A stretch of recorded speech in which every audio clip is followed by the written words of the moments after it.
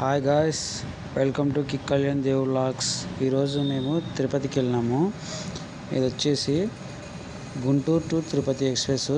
ఆ train daily వచ్చేసి 9-10కి ఉంటుంది నైటు.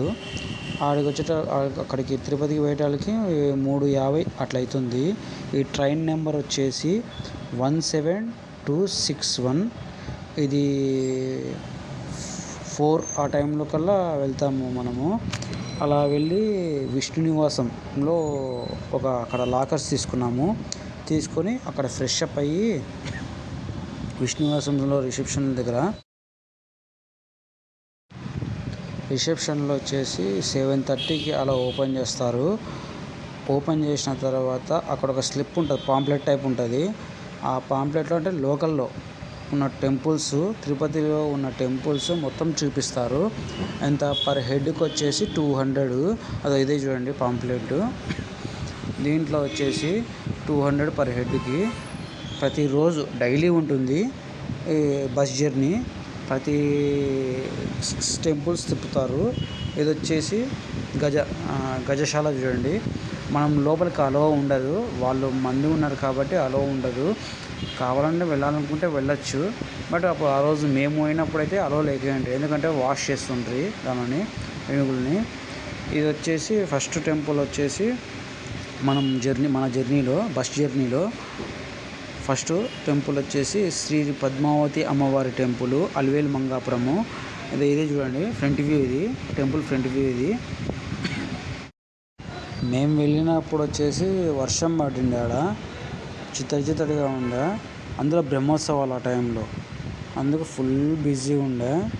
ఇది వచ్చేసి వకులమాత టెంపుల్. ఇది కూడా దాంట్లో ఇంక్లూడెడే, కానీ వ్యూ మాత్రం ఎక్సలెంట్ ఉంటుంది. పైన కూల్గా ఉంటుండే, బాగుంది. ఇది ఒక ఫోటో తీసుకొని చూడండి ఎలా ఉందో.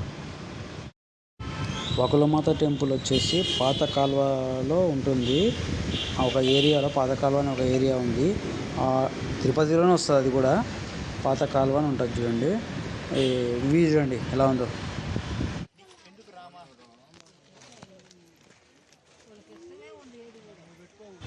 మేము వెళ్ళినప్పుడైతే అంత తక్కువ మంది ఉన్నారు, ఎందుకంటే మార్నింగ్ కదా. ఇప్పుడు అరౌండ్ మేము 8 కల్లా వెళ్ళినాము, ఎందుకంటే అక్కడ బస్సెస్ స్టార్ట్ అయ్యేది 7:30కి అలా స్టార్ట్ అవుతుంది. సో కాబట్టి 8:30 కల్లా వెళ్ళినాము. మనం వెళ్తే అక్కడ చాలా తక్కువ మంది ఉండి తొందరగా దర్శనం అయిపోయింది మాకైతే. అక్కడ ఎలాంటి ఇబ్బంది లేకుండా సైనింగ్ బోర్డ్స్ కూడా ఉంటాయి. ఇది మెయిన్ టెంపుల్ చూడండి ఎలా ఉందో.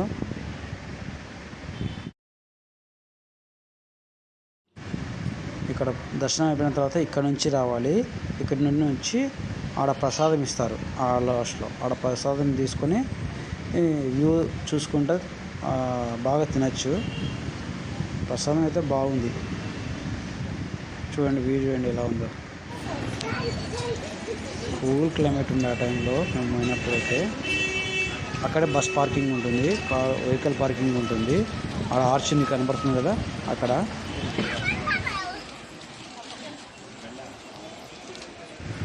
ఈ టెంపుల్ వచ్చేసి కొండపైన ఉంటుంది. ఇలా ఉంటుంది కొండపైన. సో కాబట్టి ఎక్సలెంట్ వ్యూ ఉంటుంది, ఒకసారి చూడండి.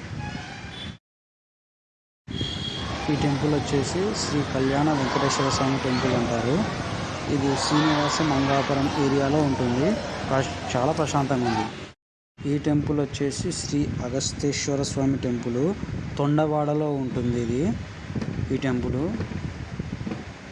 చాలా ప్రశాంతంగా బాగుంటుంది. నంది విగ్రహము, శివుడు ప్లస్ విష్ణుమూర్తి, అందరు దేవుళ్ళు ఉంటారు. చూడవలసిన ప్లేస్ ఇది. చూడండి శ్రీ కళ్యాణ వెంకటేశ్వర స్వామి టెంపుల్ అని పెట్టేసి అలంకార మండపం అది. ఇది ఫ్రంట్ వ్యూ. పక్కన కోనేరు ఉంటుంది చూడండి. కోనేరు ఉంటుంది, బాగా ప్రశాంతంగా ఉంటుంది, పీస్ఫుల్గా ఉంటుంది.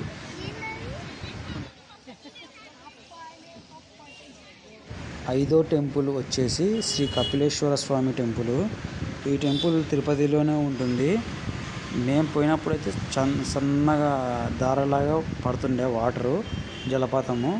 కానీ చాలా బ్యూటిఫుల్ ప్లేస్ ఇది. ఒకసారి చూడండి మీరు కూడా.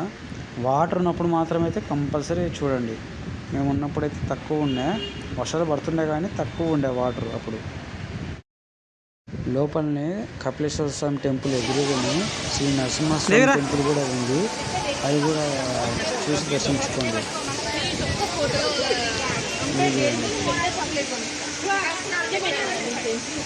ఈ జర్నీ వచ్చేసి మార్నింగ్ 7:30కి స్టార్ట్ అయితే ఆఫ్టర్నూను 1:30 కల్లా అయిపోతుంది. చూసి ప్లాన్ చేసుకోండి మీరు. లాస్ట్ స్టాపు శ్రీ గోవిందరాజ స్వామి టెంపుల్. అక్కడికి మాత్రం తీసుకుపోడు బస్సులో. మీరు విష్ణువాసం దగ్గరనే ఆపుతాడు. ఆపి మీరు నడుచుకుంటూ వెళ్ళండి అంటారు.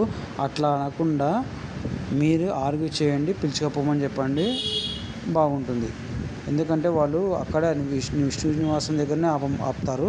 ఆపి మీరు నడుచుకుంటూ వెళ్ళండి నుంచి అంటారు వాళ్ళు. గోవిందరాజ స్వామి టెంపుల్ రాజగోపురం చూడండి ఇది. ఓకే ఫ్రెండ్స్, ఈ వీడియో కనుక నచ్చినట్టయితే లైక్, షేర్, కామెంట్, సబ్స్క్రైబ్ చేయండి. కొంచెం బూస్ట్ ఇవ్వండి అబ్బా. అలాగే సబ్స్క్రైబ్ చేస్తూ ఉండండి. మళ్ళీ ఇలాంటి మంచి మంచి కంటెంట్ మీకు ఇస్తూనే ఉంటాను. మిమ్మల్ని డిసప్పాయింట్ అయితే చేయను. Please subscribe. ఉంటా, బాయ్.